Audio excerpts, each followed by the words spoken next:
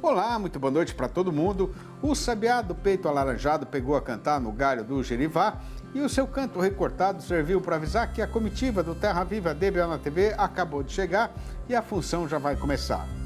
E entrando já na nossa lida novidadeira, porque aqui ninguém é de ficar parado tenteando a vida, a gente anuncia ao povo desta freguesia a apresentação da prosa brideira do dia. O IBGE, que é o Instituto Brasileiro de Geografia e Estatística, divulgou nesta terça-feira, dia 11, o resultado preliminar da sua pesquisa trimestral do abate de animais no país nos 3 meses derradeiros do ano passado. O que, conforme a da sabedência dos companheiros e companheiras boiadeiros, é uma informação de importância fundamental como referência para o mercado em geral, né? Pois então, de acordo com o relatório distribuído na praça, na parte que trata do gado bovino, foram para o gancho um total de 9.480.000 cabeças, isso debaixo de algum tipo de serviço de inspeção sanitária oficial, municipal, estadual ou federal. Repare agora, o amigo pecuarista, que, comparando com o período correspondente de 2023, estes números representaram um aumento de 3,5% no volume abatido. Já pareando com o trimestre anterior e seu predecessor, o vento virou para o lado contrário e o caso foi de uma queda de 8,6%. Esta gigantesca boiada recebida pelos frigoríficos do país renderam a produção de 2.480.000 toneladas de carcaças, com um crescimento anual de 1,8%, mas com uma redução de 9,9% na comparação com a soma dos meses de julho, agosto e setembro do 2024. Estes resultados ainda vão passar por uma conferência antes de serem confirmados, né? Mas, de qualquer maneira, a companheira fazendeira já pode ter uma ideia muito próxima dos números acumulados ao longo do ano passado. E aí, o que tem para ser contado é que, nos 12 meses considerados, o total de animais abatidos chegou a 39.180.000 cabeças. Com um forte crescimento de 15% em relação a 2023, este volume vem a ser simplesmente o maior já registrado na história da pecuária brasileira, de acordo com as contas da consultoria Agrifato. Merece também muita atenção a participação das fêmeas nos abates do ano passado, que chegou a 16.900.000 animais, ou 19% a mais do que no ano retrasado. Isso corresponde a 43,1% do total, sendo o maior nível dos últimos 18 anos. Fazendo então a recordação de que quem manda no boi é a vaca, esta quantidade de fêmeas levadas ao gancho pode significar o fim do ciclo de baixa da nossa atividade. E se a lógica não for desrespeitada, daqui para frente o fazendeiro vai começar a segurar animais desta categoria na propriedade para voltar a investir na cria. E tomara que não demore muito mais, né? O companheiro e a companheira boiadeiros que não são assim tão erados quanto a gente na lida de gado vão ficar abismados com isso, mas é verdade verdadeira mesmo que antigamente quem cuidava do pasto era só e unicamente a própria natureza. E o resultado era que um boi demorava 5 anos para ser terminado. Hoje, depois que a pecuária brasileira aprendeu a cuidar do capim como se fosse um jardim, a produtividade e a lucratividade da nossa atividade aumentaram de maneira extraordinária. Mas como ninguém tem o conhecimento de tudo o tempo todo, se por acaso aparecer alguma empatação nesta questão, o amigo pecuarista fique à vontade para perguntar diretamente para um especialista aqui na nossa sessão sobre pastagens com a doutora Janaína Martuscello, zootecnista e colunista convidada aqui no Terra Viva DBO na TV.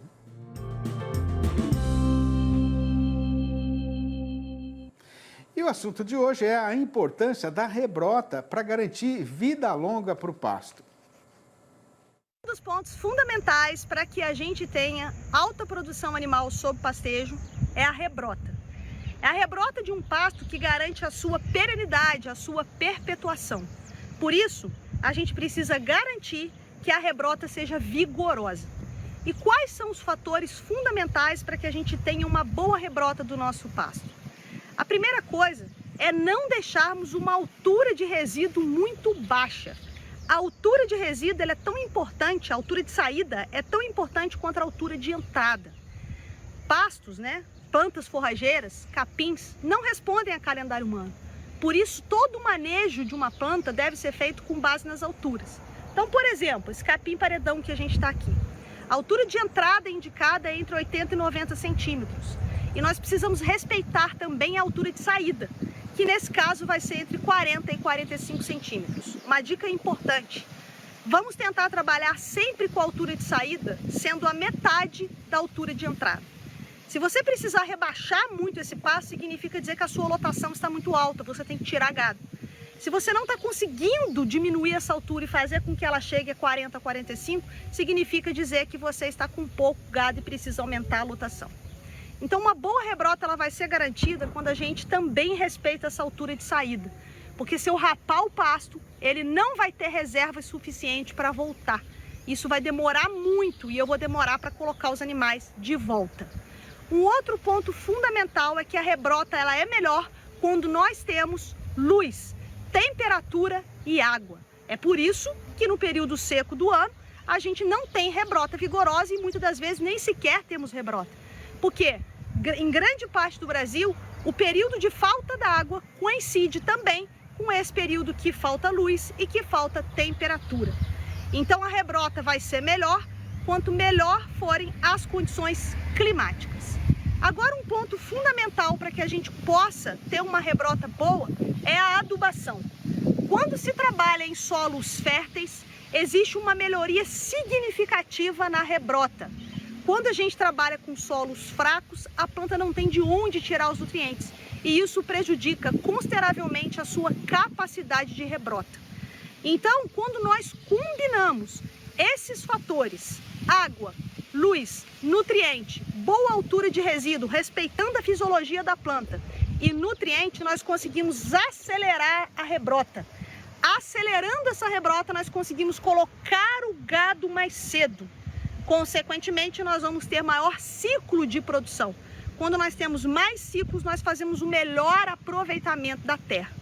Então, quando a gente pensar em manejo de pastagens, a gente precisa pensar também em garantir uma boa rebrota para que possamos ter um melhor aproveitamento da área, para que a gente rode mais rapidamente esse gado e para que a gente consiga garantir a perenidade dos nossos pastos. A hora agora é recomendada para fazer um intervalo ligeiro, mas para a gente voltar não vai demorar mais do que o tempo requerido para o companheiro tirar a botina e esticar a perna em riba do banquinho. Aguarde. Impresso ou digital? Se você quer o melhor conteúdo para a pecuária, fique com os dois. Tenha sempre seus exemplares da DBO à disposição, no escritório, na caminhonete ou ao alcance de seus colaboradores na fazenda. DBO é fonte de conhecimento, reportagens de campo, matérias, artigos e análises de mercado. Entre lá na nossa loja no portal DBO e faça sua assinatura impressa e digital ou só digital. O mundo girou, o relógio correu, o tempo voou e o fevereiro já está quase vencendo a sua metade abrideira. Mas a nossa Praça Boiadeira continua largada na descida da ribanceira no país inteiro. Pois os companheiros e companheiras fazendeiros não estão entendendo direito o que é que está sendo passado no mercado pecuário, porque o trabalhador brasileiro já recebeu o salário do mês e o setor exportador já está em grande animação outra vez. E o carretão já deveria ter mudado de direção, né? Sendo então caso de urgente precisão, campear informação de confiança para adquirir maior compreensão da situação, a gente pediu novamente a ajuda competente da zootecnista Juliana Pila, analista da Scott Consultoria, que está na casa dela em Bebedouro, aqui no interior paulista, e hoje está esticando seu horário de trabalho para participar aqui desta nossa função novidadeira e noticiarista. Boa noite, Juliana. Muito obrigado pela sua disposição e boa vontade para atender a gente, pela sua consideração com os milhares de companheiros e companheiras boiadeiros que estão assistindo ao programa no Brasil inteiro, né? E mais uma vez, seja muito bem-vinda aqui no nosso arranchamento internetico e eletrônico. Boa noite, Sidney. Boa noite a todos que nos assistem. É sempre um prazer participar aqui com vocês. Prazer é nosso. Ô, Juliana, normalmente a primeira coisa que o trabalhador brasileiro faz depois de receber o pagamento do salário do mês, né, é correr para o açougue. Por que é que ele ainda não fez isso agora em fevereiro? Bom, Sidney, nesse começo de fevereiro, o mercado ainda, né, a saída de mercadorias está um pouco mais morosa, mas ela vem acontecendo, tanto que a gente observou, né, umas altas de preços aí no mercado atacadista e no mercado varejista aí no último levantamento da semana passada que a gente finalizou. Porém, isso ainda não tem se refletido, né, no mercado do boi gordo, né? Desde o início aí de fevereiro, o que a gente tem observado é, sim, uma pressão de baixa nos preços da arroba do boi gordo. Isso porque a gente tem assistido aí uma oferta um pouco maior, né? Tem aumentado aí a oferta de animais e com isso, né, os frigoríficos têm conseguido aí pressionar um pouco os preços da arroba do boi gordo. Mas, né, ainda estamos na primeira quinzena, precisamos aí analisar como que vai ser essa saída. Pode ser que a saída melhore aí nos próximos dias e a gente veja uma movimentação um pouco maior. Uhum. Agora, o ano passado foi bem menos apertado, falando de dinheiro, né, para o trabalhador brasileiro. E isso foi fundamental para garantir o aumento do consumo de carne, né? E agora, para 2025, será que dá para acreditar na repetição dessa situação, Juliana? Realmente, né, em 2024 a gente teve um cenário um pouco mais favorável aí, pensando no consumo de carne, principalmente no primeiro semestre, né? Nós tivemos aí a junção de preços dessa carne para o consumidor um pouco mais em conta, junto com um cenário econômico um pouco melhor, né? A gente tinha aí os menores índices com relação a desemprego e isso acabou gerando aí um consumo um pouco melhor em 2024. Agora, para 2025, a gente tem um cenário um pouco diferente, né? A gente já começa o ano aí, janeiro, e esse início de fevereiro, se a gente analisar os preços no varejo da carne bovina em relação a igual período do ano passado, esses preços eles já estão mais elevados para o consumidor final. E junto a isso, né, esse ano a gente já tem alguns indícios aí de uma economia um pouco pior. Então, o cenário vai ser um pouquinho diferente aí para o consumo em 2025, mas a gente precisa ir analisando aí ao longo do ano como que vai ser esse consumo. Mas, de modo geral, a expectativa é de um consumo um pouco mais travado quando comparado a 2024. Juliana, na primeira semana de fevereiro, né, a exportação voltou a manifestar grande animação, com forte aumento aí na média diária embarcada na comparação com a de janeiro, né? Qual é a explicação, Juliana? Isso, quando a gente analisa os números, né, da primeira semana de fevereiro, a gente voltou aí aos patamares das 9, 10 mil toneladas embarcadas por dia, né? Já no final de janeiro, esse volume tinha caído aí para casa das 8 mil toneladas. O que acontece, né, é que no final de janeiro a gente também teve o nosso principal parceiro comercial, a China, né, comprando um pouco menos em função aí do Ano Novo Chinês que aconteceu aí no período de final de janeiro. Então, acabou movimentando um pouco menos o volume de vendas para a China nesse período. Tanto que a gente fez uma análise aí, né, do que foi efetivado, né, as vendas para a China em janeiro, e a gente realmente observou uma menor participação nas compras chinesas em janeiro em relação a janeiro do ano passado, justamente por esse motivo, né? E aí agora em fevereiro isso pode ser uma explicação para essa retomada das exportações. Então, a nossa expectativa aí, né, para fevereiro é que as exportações sigam em bom ritmo aí e ajude aí no escoamento da produção. Juliana, o que é que a gente pode esperar, né, do nosso estimado freguês chinês daqui para frente? A gente pode voltar naqueles níveis do ano passado? Bom, a China é nosso principal parceiro aí na exportação, principalmente pensando aí na carne bovina. No entanto, quando a gente analisa os números de 2024, a China ela já perdeu um pouco de representatividade, né, nesse volume da carne bovina brasileira exportada. Isso porque a gente viu, né, novos parceiros comerciais, novos entrantes aí comprando a carne brasileira e outros que já eram nossos parceiros aumentando um pouco mais esse volume. Para 2025, as expectativas são que, né, as expectativas iniciais, porque a gente está vendo muita movimentação aí no mercado externo, principalmente entre Estados Unidos e China, a gente tem que acompanhar como que vai ser esse desenrolar aí nos próximos dias, nos próximos meses, mas a expectativa inicial é que a China comprasse um pouco menos, né? No entanto, as exportações, a expectativa ainda segue de bom volume para 2025, justamente por esses outros países, né, e novos entrantes aí acabarem substituindo aí essa grande representatividade da China. Mas a China segue sendo aí nosso principal parceiro. Agora, no meio desse furdúncio comercial aí que está sendo ameaçado pelo presidente estadunidense, né? Aquele senhor do cabelo amarelo e de ideias raivosamente protecionistas, o que será que vai acontecer com as nossas exportações de carne lá para o gigante nortista, né? Que hoje é o nosso segundo melhor freguês do mercado, hein, Juliana?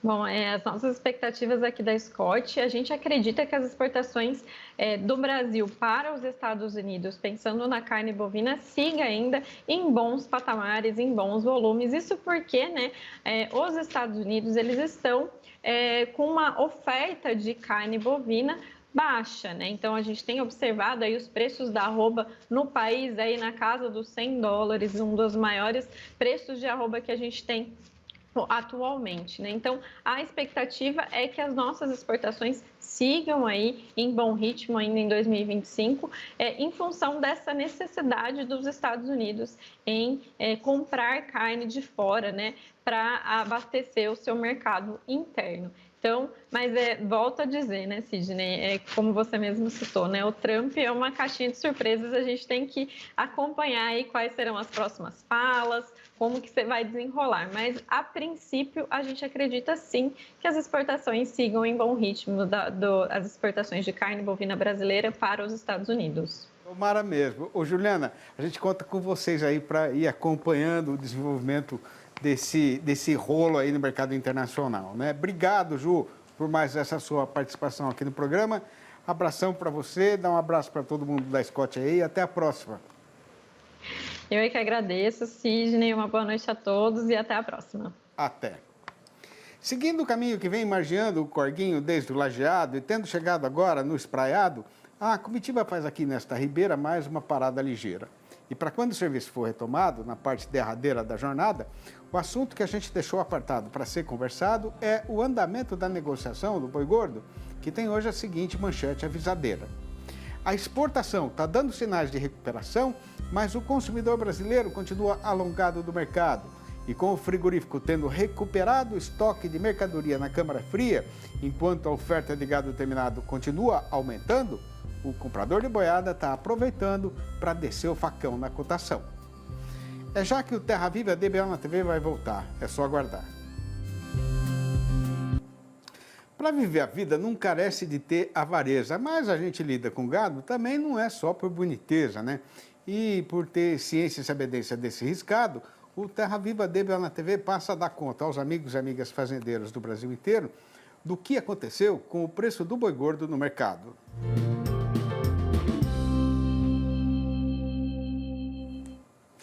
Para ganhar a vida na lida de gado, o vivente tem de ter, primeiramente, perfeita sabedência do funcionamento do mercado para não dar um passo errado.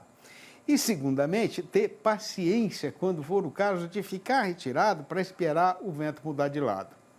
Pois este começo de fevereiro está sendo um grande desafio para o companheiro que precisa ter sangue frio e trabalhar com inteligência, porque já era para a nossa praça boiadeira estar demonstrando algum sinal de melhora, mas até agora, com o mês quase vencendo a sua metade abrideira, ela continua largada na descida da ribanceira. Tá certo que nem sempre serve de consolação, mas para tudo tem uma explicação, né? E nesta situação presente, a questão é que o consumo aqui no nosso próprio terreiro continua mais fraquinho do que filhotinho de tico-tico que a chuva derrubou do ninho. Já a exportação, que tinha esmagrecido mais do que bezerro rejeitado pela vaca, está começando a dar sinais de recuperação, com a volta às compras do nosso estimado freguês chinês. Mas o aumento acontecido no volume embarcado é muito recente e ainda não foi suficiente para fazer o carretão mudar de rumo e entrar de novo no prumo. Acontece que nesse tempo em que a demanda andou trupicando e cambeteando, mesmo abatendo menos, o dono do frigorífico acabou recompondo o seu estoque de mercadoria na câmara fria. e com isso diminuiu a sua precisão de gado terminado. O problema é que justamente agora o companheiro fazendeiro está com a boiada pronta nas invernadas, segurando para ver se o preço melhora, mas logicamente que vai chegar uma hora em que não vai dar mais para esperar, né? E o comprador já está, desde já, aproveitando para descer o facão na cotação. E para complicar um pouco mais a situação, a estação de monta atrasou por conta de inquerências climáticas e com isso a oferta de vacas de cria que ficaram vazias e foram para o descarte ainda está aumentando e ajudando a enfraquecer o lado do pecuarista na negociação. Pois então, tendo ajuntado e analisado as conjuminâncias que estão influenciando o mercado, o que tem para ser contado é que no balanço do dia da Scott Consultoria, 9 das 32 regiões consultadas em todo o Brasil apresentaram mudanças nas cotações e em todas essas praças a arroba caiu. A lista destas derriçadas foi ponteada por Campo Grande, a capital de Mato Grosso do Sul, onde o tombo foi geral, com o boi sendo derrubado para R$ 305 e a vaca para R$ 275 a prazo e ainda para descontar o percentual do Fundo Rural. Em Dourados, a machadada dada pelo comprador acertou só o preço do macho, que foi cortado igualmente para R$ 305. Em Belo Horizonte, a capital das Minas Gerais, a fêmea piorou para R$ 275. No sul do estado, a vaca escorregou para R$ 283. No oeste da Bahia, caiu tudo, com o macho voltando para R$ 286 e a fêmea para R$ 270. No sul baiano, o boi não passa mais de R$ 283 e a vaca de R$ 273. No sul do Tocantins, o dono do frigorífico mandou avisar que o macho foi rebaixado para R$ 287. No noroeste do Paraná, o boi desceu para R$ 317. E em Santa Catarina, o macho desandou para R$ 328. Eu nasci num ranchinho amarrado com ibira e barreado que meu pai levantou sozinho e fui criado assim no sistema caipira, até que um dia, passado o tempo, eu arrumei namorada e, querendo ser homem casado, chegou para mim a vez de erguer a minha própria morada. Com precisão, acertei a amarração das varas e amassei o barro no ponto certo. E o arremate eu fiz com coração, porque eu já sabia que numa casa vazia de paixão e dignidade, uma família não poderia achar a verdadeira felicidade.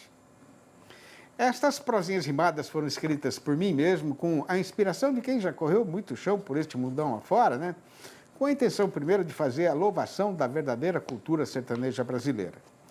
Todas elas estão ajuntadas e organizadas nos 4 livros da minha série, Versinhos de Caipira, que estão fazendo carreira nas rodas boiadeiras e violeiras do Brasil inteiro. Se o companheiro e a companheira, boiadeiros ou não, quiserem saber como fazer para comprar um exemplar ou logo a coleção inteira, para ler nas horas de sossego ou para fazer um presente diferente para algum amigo, parente ou cliente, podem ligar para mim diretamente no telefone 11 98 224 1807. Repetindo, 11 98 224 1807. Ou mandar um e-mail para sidneymastico@uol.com.br ou ainda achar meu nome lá no Facebook. E assim a gente está por encerrada mais uma jornada e anuncia a retirada, mas antes de ganhar o chão no Estradão, já fica combinada e acertada a volta do Terra Viva DBO na TV para amanhã, às 6h30 e às 10h30 da manhã e ainda às 7h25 da noite. Um abraço para todo mundo e até lá então.